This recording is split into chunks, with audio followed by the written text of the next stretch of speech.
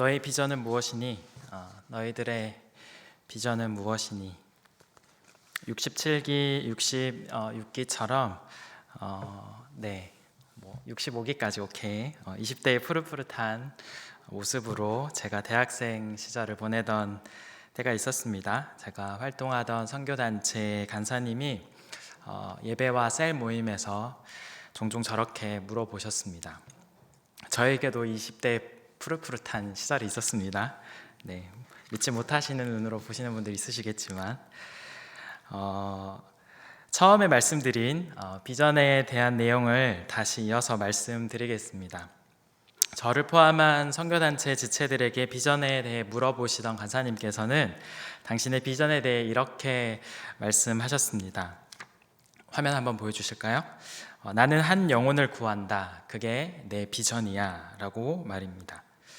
한 영혼을 구한다. 오랫동안 신앙생활을 해오던 저한테 이 표현은 뭔가 익숙한 듯 하면서도 매우 낯선 표현처럼 느껴졌습니다. 영혼을 구한다고? 근데 그게 왜 한 영혼이야? 수십 명, 수천 명의 영혼도 있고 수백 명의 영혼도 있고 한데 왜 한 영혼이라고 말을 할까? 간사님은 평생 동안 선교단체나 또 선교사로 헌신하면서 이제 살아가실 텐데 비전이 한 영혼을 구하는 거라고 라는 의문점이 들었습니다.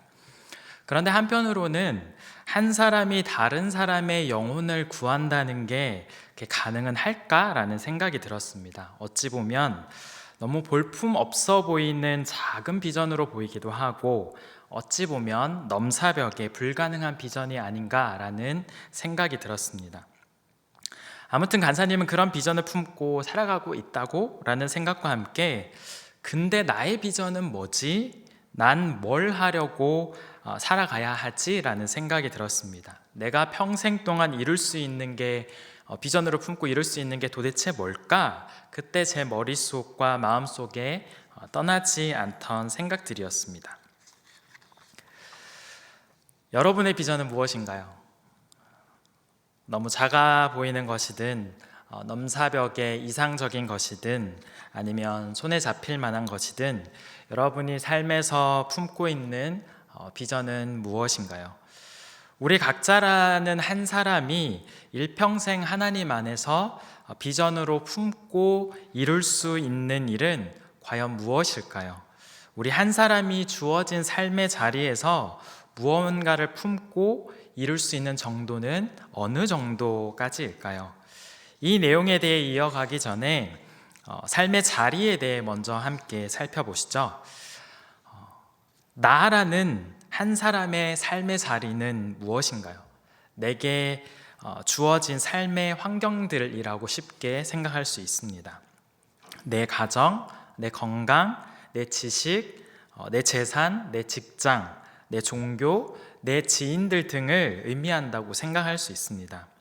우리는 각자 그런 삶의 자리를 갖고 있지 않습니까? 그런 삶의 자리를 갖고 있는 우리는 각자가 일평생 품고 이룰 수 있는 일은 무엇이며 어느 정도일까 우리는 묻게 됩니다.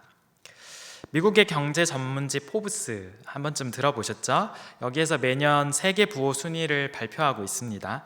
테슬라의 CEO 일론 머스크, 아마존의 CEO 제프 베조스 맞나요? MS 창업주 빌 게이츠 등은 공식적으로 잘 알려진 부호들입니다.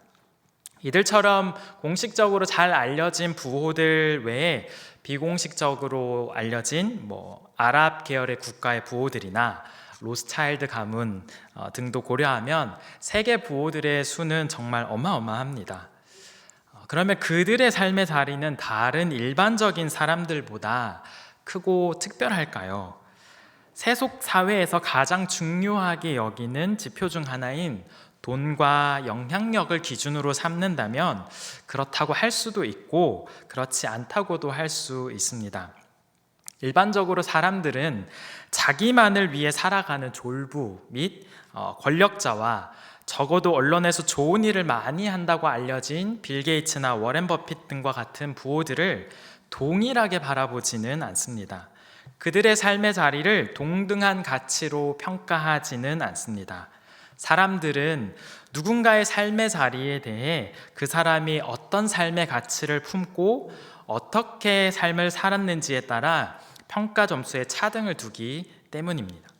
저와 여러분이 잘 아는 해리포터의 저자 J.K. 롤링은 그의 소설에서 이런 명문장을 썼습니다. 우리의 진정한 모습을 보여주는 건 우리의 능력이 아니라 우리의 선택이란다. 그러니까 무엇을 말씀드리려 하는 것인가 하면, 내가 태어날 때부터 100억을 갖고 있고 시간이 지나 몇 조, 몇백 조의 재력가가 된다 하더라도 일평생 한평 남짓한 나라는 사람의 반경 안에 있는 나만을 위해 살아간 사람의 삶의 자리를 우리는 크다고 여기지 않는다는 것입니다. 그러니까 부호들의 삶의 자리, 그 부와 함께 막강한 영향력을 행사할 수 있는 사람의 삶의 자리라고 해서 반드시 그 삶의 자리가 크다거나 특별하다고 할 수는 없다는 것이죠. 그리고 이렇게도 생각해 볼 수 있습니다. 세상을 바다라고 한번 생각해 보겠습니다. 세상에 있는 사람의 능력이나 돈을 모래라고 합시다. 일반적인 사람이 가진 모래가 이 물컵 한 컵 정도라면 익히 잘 알려진 부호들은 덤프트럭의 모래 혹은 수많은 덤프트럭의 모래를 가지고 있다라고 할 수 있겠죠. 하지만 한 컵의 모래도 수많은 덤프트럭의 모래도 바다를 다 메우거나 채우지 못합니다. 혹 정말 누군가 바다에 영향을 줄 만큼 많은 모래를 가졌다고 해도 그것을 적절히 사용하지 않는다면 손에 한 컵의 모래를 들고 있는 사람의 삶과 특별히 다를 게 없겠죠. 그러니까 한 사람에게 주어지는 삶의 자리는 그 사람의 배경에 따라 이미 결판나 있는 그런 것이 아니라 누구나 작은 삶의 자리로 시작한다는 것, 그리고 그 사람이 어떤 생각, 어떤 비전을 품고 어떻게 살아가느냐에 따라 그 사람의 삶의 자리가 달라질 수 있다는 것, 저와 여러분이 그것을 주목해 보길 원한다고 서두에서 말씀드립니다. 오늘 본문은 저와 여러분들에게 작은 삶의 자리를 가진 한 사람의 이야기를 소개합니다. 그 사람의 이름은 아브라함입니다. 아브라함이 하나님으로부터 아브라함이라고 이름을 새롭게 받기 전 이름이 아브라함인 거 아시죠? 다른 인물이 아니라 바로 그 인물입니다. 오늘 본문 바로 앞인 창세기 11장 27절부터는 아브라함을 다음과 같이 소개합니다.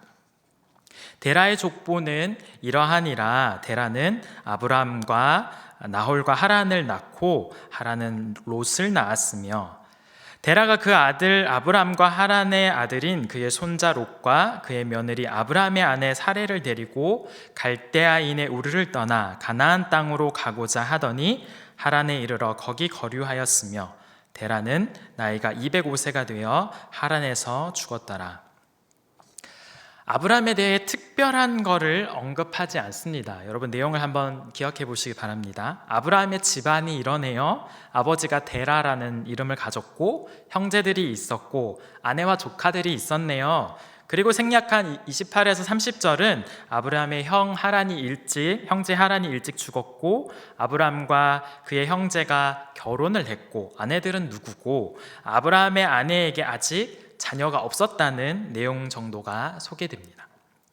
신앙생활을 아주 조금이라도 하신 분들은 아브람 혹은 아브라함이라는 인물이 낯설지 않습니다. 그가 믿음의 조상이고 하나님이 의롭게 여기는 사람 중에 한 사람이고 그의 아들 이삭과 관련한 유명한 사건이 있었던 사람이라는 정도는 우리 알고 있습니다.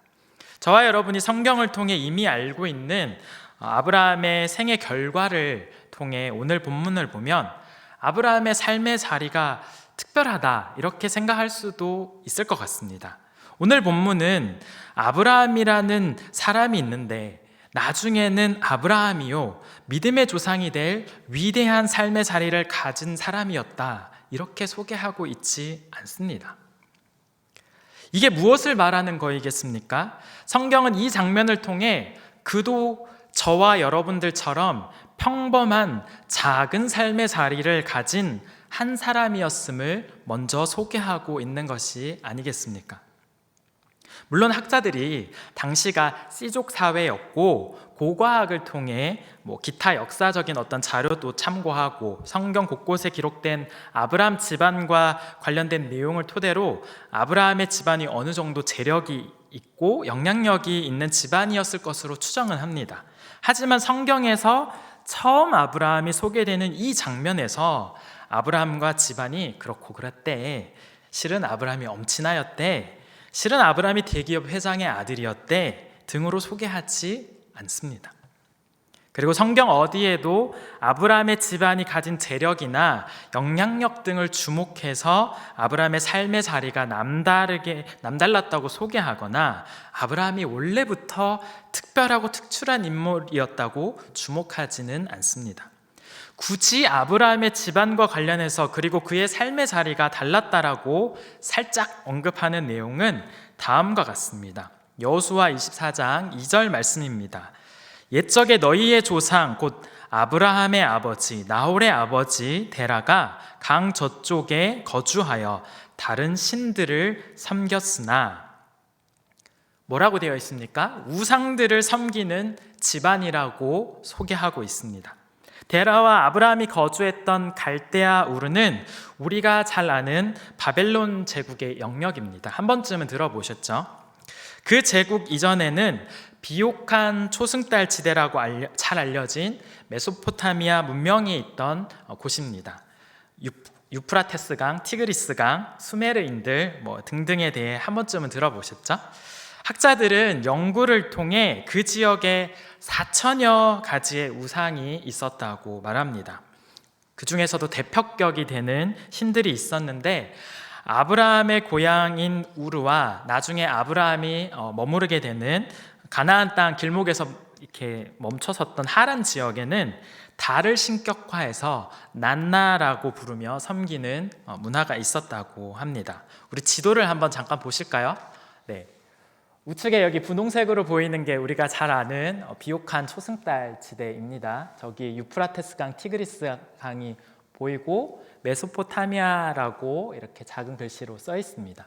좌측에, 제가 기준으로 좌측에 이 두 지도 아래 위로는 예루살렘이 저기 있고 우르가 어디에 있고 바벨론이 어디에 있다, 이런 것들을 좀 보여주고 있고요. 오늘날의 이라크, 이란, 시리아 땅 근처임을 이렇게 표현해 주는 게 있습니다. 잘 안 보이시겠지만 밑에 그 오늘날의 지도를 보여주는 그 지도에서 시리아 위쪽에 보면 작게 하란이라고 써 있는 곳이 있습니다. 그러니까 우르는 저기 쿠웨이트 쪽보다 위에 바벨론이라고 써 있는데 어디라면 하란은 저기 위에 강 끝자락에 있는 것임을 우리는 확인할 수 있습니다.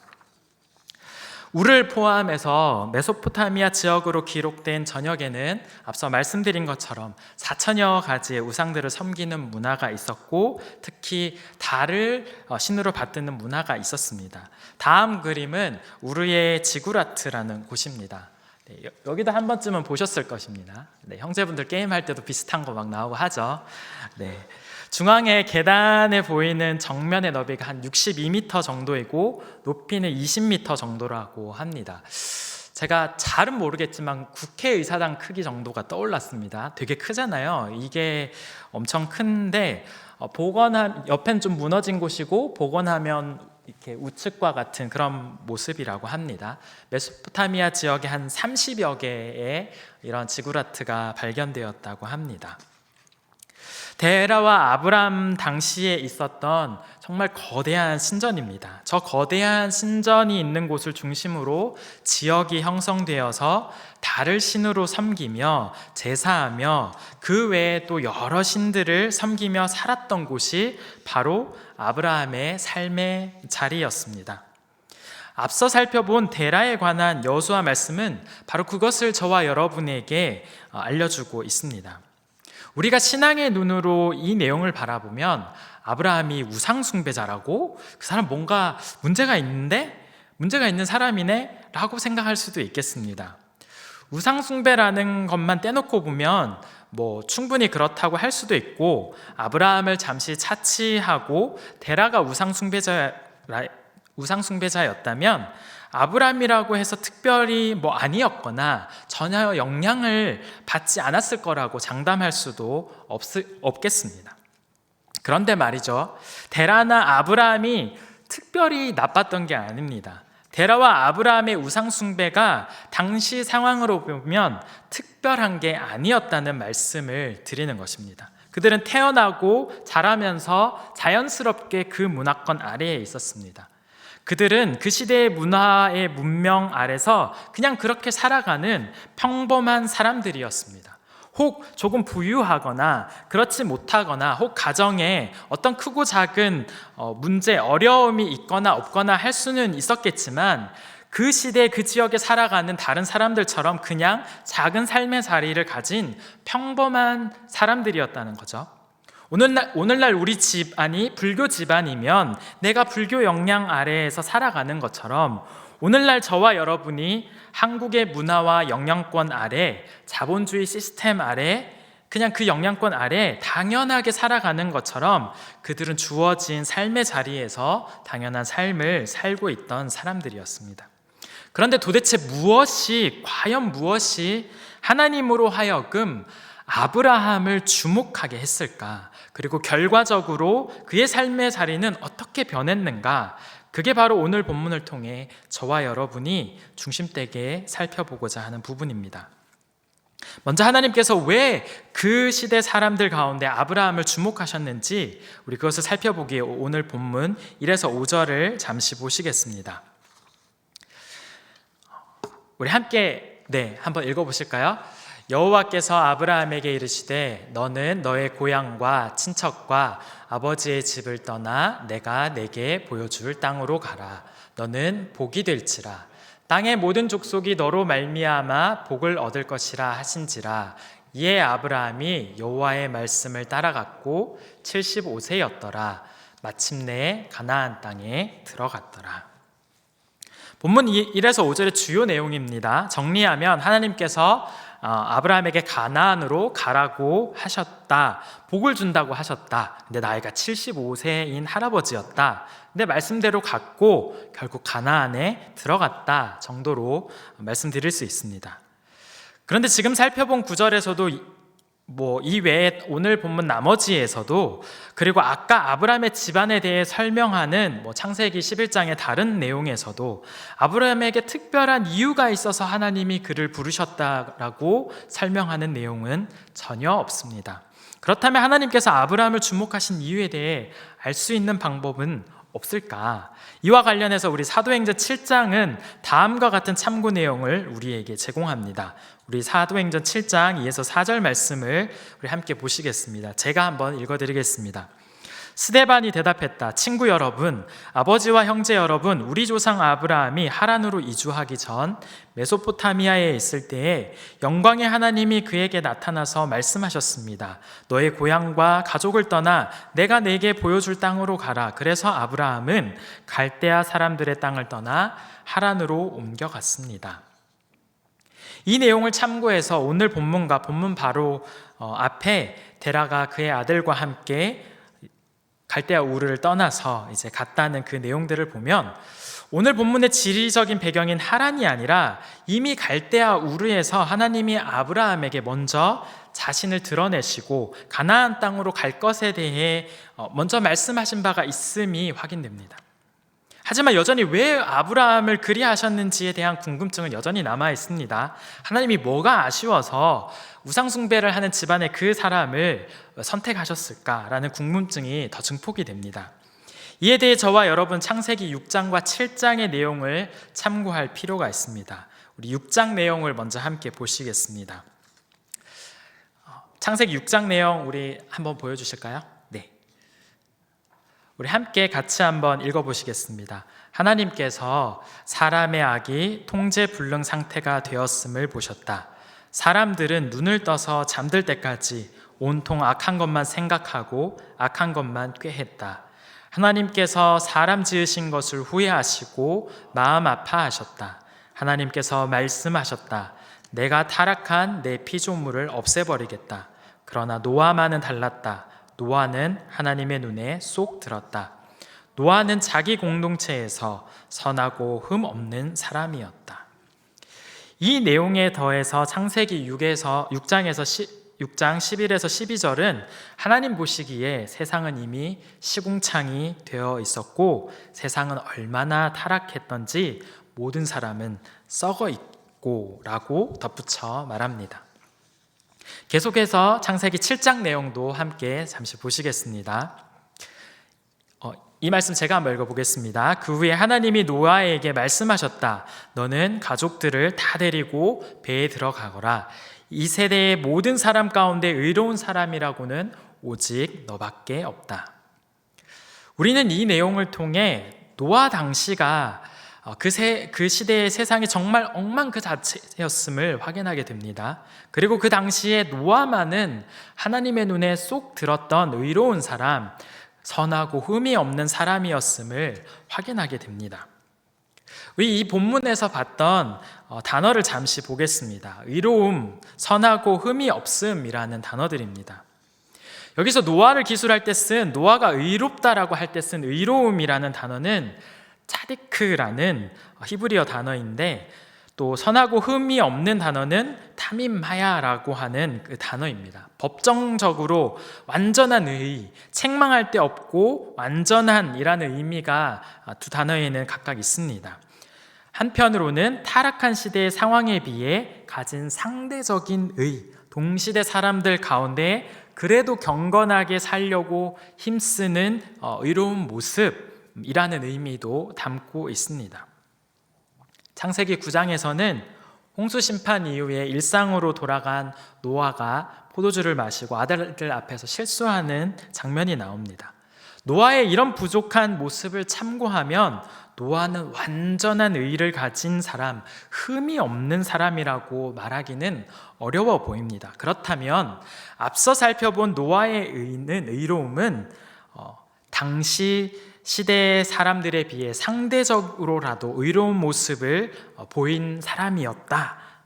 그런 노아를 하나님께서 주목하신 거였다라는 거로 이해해야 하지 않겠습니까? 그런 노아를 하나님께서는 평범한 노아를 그렇게 주목하시고 그 삶의 자리에 다가가서 특별한 비전을 주시고 새로운 삶을 살게 하려고 하셨던 것은 아니겠습니까? 그렇다면 오늘 본문과 성경의 다른 내용에는 구체적으로 드러나 있지는 않지만 하나님께서 아브라함을 주목하신 이유도 바로 이와 같은 이유 때문은 아닐까 생각해 볼 수 있겠습니다. 아브라함이 살던 지역과 그 시대에는 수천여 가지의 신들을 섬기는 문화가 있었다고 말씀드렸죠. 고대 근동에서 태어나고 자란 아브라함은 분명 여러 신들 가운데 여호와에 대해서도 들었을 것입니다. 그 지역과 문화 역사 가운데 노아 시대의 홍수 사건이나 바벨탑 사건 등은 잊을 수 없는 이야기로 그 지역에 퍼져 있었을 것이기 때문입니다. 오늘날을 살아가는 우리도 충격적이거나 중요한 사건에 대해서는 그게 얼마나 오래된 사건이라 할지라도 잊지 않고 계속해서 말하게 되지 않습니까? 당시 사람들도 마찬가지였을 것입니다. 지극히 개인적인 한 독자로서 저의 상상력이지만 또 그리고 참고로 출애굽기에 여러 이방 사람들이 하나님에 대한 소식을 듣고 두려워했다는 내용들도 나오는데 이런 내용들을 참고해서 볼 때 혹시 그런 경우처럼 아브라함이 그 우상들이 가득한 문화 가운데에서 하나님에 대한 소식을 자연스럽게 듣고 마음 한켠에 하나님을 경외하는 마음이 있었던 것은 아닐까 한번 생각해 봅니다. 그래서 하나님이 그 수많은 사람 가운데에서 아브라함의 마음을 보시고 다른 사람이 아닌 아브라함의 삶의 자리를 선택하시고 다가가신 것은 아닐까 그렇게 생각해 봅니다. 이런 상상력을 통한 이해나 전개가 불편하시다면 이렇게 생각해 볼 수도 있겠죠. 적어도 아브라함은 그 당시 사람들처럼 우상 숭배와 그와 연결된 문화 안에서 사는 것에 혈안이 되어 있던 그런 사람은 아니었던 것 같다라고 말입니다. 만약 아브라함이 그 시대의 문화나 흐름에서 그 시대의 여느 사람들처럼 우상 숭배에 함몰되어 있던 사람이라면 그에게 하나님은 눈에도 귀에도 들어오지 않는 분이었을 것입니다. 설령 하나님이 말씀을 아주 조금이라도 하셨다가 하더라도, 그 말씀을 하나님으로부터 조금이라도 들었다 하더라도 그나 하나님의 말씀대로 갈대아 우르를 떠나서 하란으로 가고 나중에 가나안 땅에 가는 그런 선택은 하지 않았을 것입니다. 혹 아들 하나를 잃은 아버지 데라를 생각해서 문명권 내에 하란까지는 갔다고 해도 가나안까지는 결국 가지 못했을 것입니다. 그의 모든 것을 뒤로 한 채 가나안 땅이라는 낯선 땅에 가기에는 그 자신과 가솔들이 감내해야 하는 위험, 또 포기해야 하는 안락함이 너무 컸기 때문입니다. 이를 통해 오늘 말씀은 저와 여러분들에게 질문합니다. 당신은 어떻게 살고 있습니까? 오늘날을 살고 있는, 오늘날의 이 문화 아래서 살고 있는 당신은 어떻게 살고 있습니까? 이 시대의 문화와 가치에 함몰되어 있습니까? 그렇지 않습니까? 혹시 너무 함몰되어 있어서 하나님께서 저와 여러분의 삶의 자리에 비집고 들어올 틈이 전혀 없는 것은 아닌가요? 당신을 향한 하나님의 음성이 전혀 들리지 않고 있는 것은 아닌가요? 라고 말입니다. 시대의 문화와 가치가 모두 잘못되었다라고 말씀드리는 것은 아닙니다. 그리고 이 시대와 상황 속에 살아가면서 시대의 문화와 가치로부터 완전히 동떨어져서 자유해서 살 수도 없죠. 분명히 그렇죠. 그런데 중요한 것은 우리 자신이 하나님께서 바라시고 중요하게 여기시는 것들보다 얼마나 시대의 문화나 가치에 비중을 두고 있느냐, 얼마나 거기에 편중되었거나 오도되어 있느냐라는 것이죠. 본문은 그것을 저와 여러분에게 질문하고 있는 겁니다. 자신을 하나님의 자녀요, 그리스도인이라고 말하는 사람의 모든 말과 삶이 철저히 세속적인 것들로 가득 차 있다면, 글쎄요, 제 생각엔 여기 있는 분들 대부분이 그 사람의 고백과 신앙에 대해 의구심을 가질 것 같습니다. 하나님 나라의 확장과 그분의 뜻을 위해 살아야지, 그치, 그거 옳지라고 말은 하며 생각도 하지만, 그렇게 기도도 하지만 내 삶에서 가장 우선적으로 선택하고 실행하는 것이 이 땅에서 나와 내 자자손손이 남부럽지 않게 잘 먹고 잘 사는 것, 어떤 부분이 성경에서 말하는 윤리적 기준에서는 위배되지만 세상 사람들이 다 그렇게 하고 있으니까 나도 일단 세상에 속했으니 그들처럼 행하며 살아간다거나, 하나님 앞에서 신앙적인 양심이 불편하긴 하지만 세상에서 손해보지 않기 위해 혹은 더 즐겁기 위해 별 거리낌 없이 선택하며 살고 있다면, 저와 여러분이 만약 그렇다면 우리 삶의 자리는 하나님이 주목하는 곳일까? 찾아오시며 그분의 음성과 비전이 공유될 수 있는 그런 자리, 그분의 뜻이 성취될 수 있는 그런 자리일까? 우리는 질문해 보게 됩니다. 바로 이어서 다음 본문을 통해 살펴보려는 점은 왜 데라는 가나안을 가는 도중에 하란에 머무르고 그곳에서 죽었는가 하는 것입니다. 오늘 본문 일부와 앞서 참고로 봤던 사도행전 7장 말씀을 다시 한번 잠시 보시죠. 눈으로 한번 쭉 보시면 되겠습니다. 색깔 칠해져 있는 걸 중심으로 보셔도 되고요.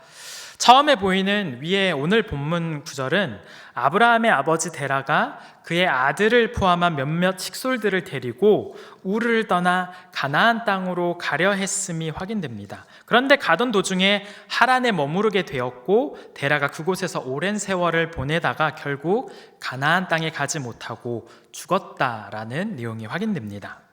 그 다음에 보이는 사도행전 9절은, 그 아래 9절은 아브라함이 75세 때 하란에서 처음으로 하나님께 가나안 땅을 향한 부름을 받은 게 아니라 이미 메소포타미아 그 지역에서 부름 받은 적이 있다, 우리 앞서 봤습니다.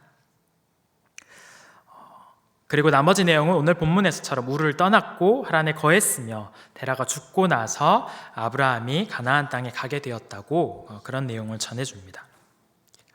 우리는 이 내용을 통해 아브라함이 가나안 땅에 곧장 가지 못하고 하란에 머물게 된 이유를 두 가지로 압축해서 생각해 볼 수 있습니다. 첫째, 데라의 나이가 너무 많아서, 아브라함 아버지의 나이가 너무 많아서 건강상의 문제로 어쩔 수 없이 하란에 멈췄을 것이다. 둘째, 데라가 굳이 하란 땅에 정착하기를 원했던 것 같다. 어떤 이유든 아브라함은 타자에 의해 하란에 머무르게 된 것이죠. 그런데 문맥에서 전해주는 그 느낌을 보면 전자보다는 후자의 이유로 아브라함이 하란에 머무르게 된 것으로 보입니다. 이를 반영해서 아브라함이 우르에 있을 때의 상황을 좀 더 우리가 상상력을 더해서 입체적으로 생각해 보면, 하나님으로부터 부르심을 받은 아브라함은 자신의 아버지를 어떻게든 설득했던 것 같습니다. 데라는 아브라함의 말을 믿고 따라서 가나안 땅이라는 곳에 가기로 결정했던 것 같습니다. 자신의 아들 중 하나인 하란을 일찍 잃었는데 그 슬픔을 잊기 위해서라도 아브라함의 설득에 더 마음이 쏠렸을지도 혹 모르겠습니다.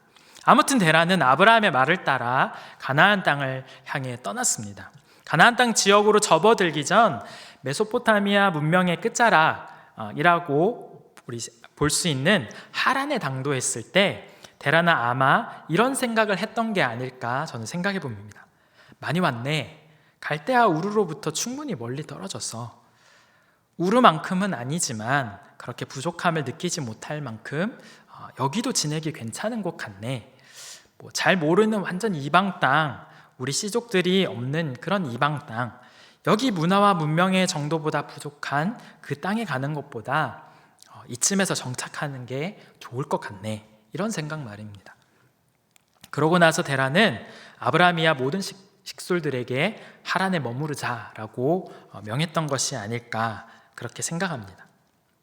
저는 이 부분을 통해 갈대아 우르에서 아브라함을 통해 하나님의 부르심에 대해 설득받은 적이 있고 함께 떠난 데라의 모습을 함께 잠시 주목해 보려고 합니다. 분명 아브라함은 그의 아버지에게 자신이 체험한 하나님과 그분의 말씀에 대해 전했고 데라는 설득을 받았을 것입니다. 아들을 잃었던 것도 한 요인이 될 수 있겠지만 일단 그것을 차치하면 비록 우상이라 하더라도 신을 숭배하던 모습이 있던 데라는 아브라함이 전하는 그 내용들의 경험에 비중을 두고 거처를 이동하는 중요한 결정을 내린 것입니다. 하나님의 말씀을 따라 생명과 안정된 그런 터전을 걸고 이동하자는 아브라함의 말을 믿고 데라는 그의 가족들을 데리고 움직였습니다. 그런데 가나안 땅으로 넘어가기 전 하란이라는 길목에 당도했을 때 그곳에 멈추기로 결정했습니다. 왜일까? 앞서 저와 여러분이 문맥의 흐름을 따라 생각해 봤듯이 데라는 막상 가나안까지 가려니 아닌 것 같다며, 거기가 최선인 것 같다며 결론을 내린 게 아니겠습니까? 분명 하나님이 말씀하시는 것과는 다르지만 이만하면 됐다는 자기 만족과 타협, 막상 다 포기하려니 너무 아까워서 이 정도만 포기하는 미련, 이것은 우리가 신앙의 온전한 삶을 사는데 매우 교묘하게 방해하는 요인이자 우리 작은 삶의 자리를 통해 하나님의 비전을 실현하고자 하시는 하나님 자체를 밀어내는 매우 안타깝고 어리석은 선택은 아닌지요. 저와 여러분처럼 하나님을 믿는 사람 중에 하나님이 우리 삶을 통해 하나님의 비전을 실현하시고자 하는데 두 손 두 발 들고 반대할 사람이 어디 있겠습니까? 내 삶을 통해 하나님이 어떤 특별한 일을 하시려고 할 때 저요? 라며 좀 놀라거나 부담스러워 할지는 모르겠지만 뭔가 기대되거나 기쁘거나 그렇게 반응하지 않겠습니까? 내 삶을 통해 역사하실 하나님을 꿈꾸며 살고 그렇지 않겠습니까? 그런데 나의 어떤 선택, 나의 포기하지 못하는 어떤 미련이 하나님이 그 일을 이루지 못하게 되신 요인이라는 것을 알게 된다면, 결과적으로 알게 된다면 우리가 자기 자신을 향해 얼마나 안타까워하겠습니까? 어리석었다고 후회하지 않겠습니까? 만약 데라가 아브라함처럼 하나님의 말씀을 더 붙들고 가나안 땅에 갔더라면 그는 하란에서 죽지 않았을 것입니다. 문명적으로 화려한 번영을 이룩했지만 우상으로 가득한 그 땅에서 생을 마감했다라는 기록이 성경에 쓰이지 않았을 것입니다. 그의 아들 아브라함과 함께 하나님의 약속의 땅에 첫 발을 내디딘 사람으로 기록되었을 것입니다. 주님은 우리에게 그것을 기대하시는데 우리가 여전히 버리지 못하고 있는 삶의 미련은 무엇입니까? 우리가 여전히 떠나보내지 못하고 있는 세속적인 모습은 무엇입니까? 마지막 세 번째로 본문을 통해 살펴보려는 것은 아브라함이 가나안 땅에서 가는 곳마다 행했던 그의 어떤 모습입니다. 본문 6에서 9절 내용을 함께 잠시 보시죠. 네. 우리 같이 한번 읽어보실까요? 아브라함이 그 땅을 지나 세겜 땅 모래 상수리 나무에 이르니 그때 가나안 사람이 그 땅에 거주하였더라. 여호와께서 아브라함에게 나타나 이르시되 내가 이 땅을 내 자손에게 주리라 하신지라. 자기에게 나타나신 여호와께 그가 그곳에서 제단을 쌓고 거기서 베델 동쪽 산으로 옮겨 장막을 치니 그가 그곳에서 여호와께 제단을 쌓고 여호와의 이름을 부르더니 점점 남방으로 옮겨갔더라. 본문을 잠시 한 번 더 보시죠. 아브라함이 가나안 땅에 갔을 때 그곳의 특징적인 상황은 무엇입니까? 가나안 사람이 그 땅에 거주하고 있었다는 것입니다. 참고로 성경에서 가나안 민족은 거대한 체구의 호전적이고 악한 민족으로 소개되고 있습니다. 그리고 아브라함은 가나안에 거하게 된 장소에서 무엇을 했다고 되어 있습니까? 제단을 쌓았다라고 2번 언급되고 있습니다. 이게 무슨 말이겠습니까? 가나안에 있는 위협적이고 악한 민족이 있는 가운데, 그런 현실 가운데 하나님의 말씀을 따라 아브라함은 들어갔고 직면하게 되는 현실적인 어려움 앞에서 다시 하나님의 말씀을 믿고 하나님께 예배드렸다는 것입니다. 하나님을 신뢰하는 삶, 주어진 현실이나 자신의 판단보다 하나님의 말씀을 더 붙드는 삶, 그것이 아브라함이 가졌던 삶이라고 기술하고 있습니다. 그가 가는 곳마다 제단을 쌓았다는 것은 바로 그것을 의미합니다. 성경의 다른 내용을 보면 물론 아브라함도 사람으로서 실수하며 믿음에 대해 흔들릴 때도 있었습니다. 아브라함은 그럴 때마다 하지만 말씀하시는 하나님의 말씀을 다시 붙들었고 성경은 그런 아브라함의 삶이 하나님 앞에 의로웠다고 말하며 하나님은 그런 아브라함의 삶의 자리를 통해 이스라엘 민족이라는 하나님의 비전을 이루어 가셨다라고 우리에게 전해주고 있습니다. 저와 여러분은 주어지는 삶의 자리에서 아브라함과 같은 예배의 모습이 있습니까? 한편 아브라함이 가는 곳마다 예배를 드렸다는 내용과 오늘 본문 마지막 절에 그가 점점 남쪽으로 옮겨갔다는 내용에서 한 가지 놓치지 말아야 할 사실이 있습니다. 그것은 예배의 확장, 다른 말로는 하나님을 예배하는 아브라함을 통해 하나님을 예배하는 영역이 점점 넓어졌다는 것입니다. 아브라함이 하나님 중심의 삶을 살 때 그 한 사람만 하나님의 사람으로 살았을까요? 아버지 데라와 그 가족들, 그리고 당시는 집안에 딸린 종들도 있었고 여러 식솔들이 있었으니 그 식솔들에게 다 영향을 끼치게 된 것이 아닙니까? 그가 먼 이방 땅 가나안에 잘 도착했고 그가 가는 곳마다 하나님을 예배하며 가나안 땅에 잘 정착해가는 모습을 보며 가나안 사람들은 뭐라 생각했겠습니까? 성경의 기록에 따르면 잘 정착하는 것을 넘어 하나님께서 주신 약속과 복으로 점점 강성해져 간 것이 확인됩니다. 그런 그의 삶이 하나님을 모르는 가나안 땅과 그 지역 사람들의 편에서 도대체 어떻게 보였을까요? 그가 준 영향은 어떤 것이었을까요? 우리는 이를 통해 저와 여러분이 가는 곳마다 하나님을 예배하는 자리가 줄어들고 있는지 늘어나고 있는지, 우리를 통해 하나님의 영향력이 우리 주변 가운데 늘어나고 있는지 줄어들고 있는지 돌아봐야 하겠다라고 말씀드려봅니다.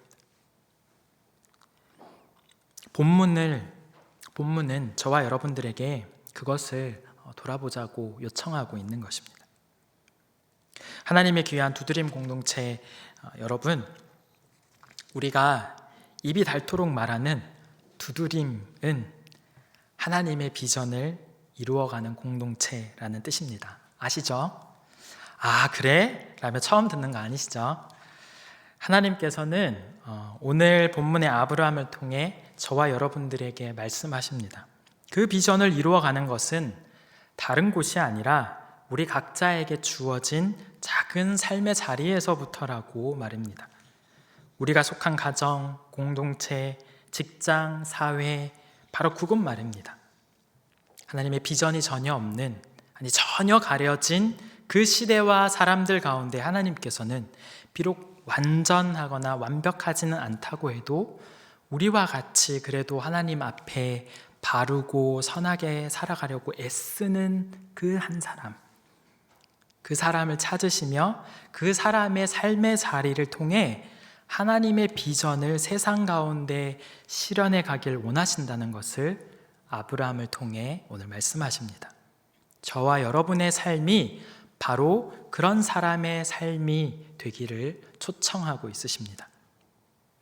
그리고 그런 사람의 삶의 자리에는 주어진 현실과 어려움이 아니라 하나님의 말씀을 향한 시선, 하나님을 향한 반복적인 신뢰가 있었음을 특징적으로 보여주고 있습니다. 그런 모습이 결국 자신뿐만 아니라 자신이 거하게 되는 모든 삶의 자리에 하나님을 더욱 드러내는 선한 영향력까지 끼쳐져 감을 함께 보았습니다.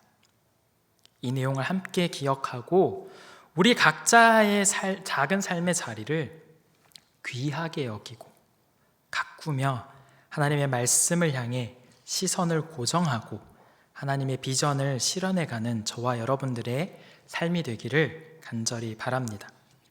우리 그리스도인의 각자의 작은 삶의 자리는 하나님이 다가오시는 거룩하고 특별한 자리, 하나님의 비전을 품고 실현시켜 나갈 무한한 가능성을 담은 자리입니다. 이어서 우리 함께 찬양하며 기도하는 시간을 갖도록 하겠습니다.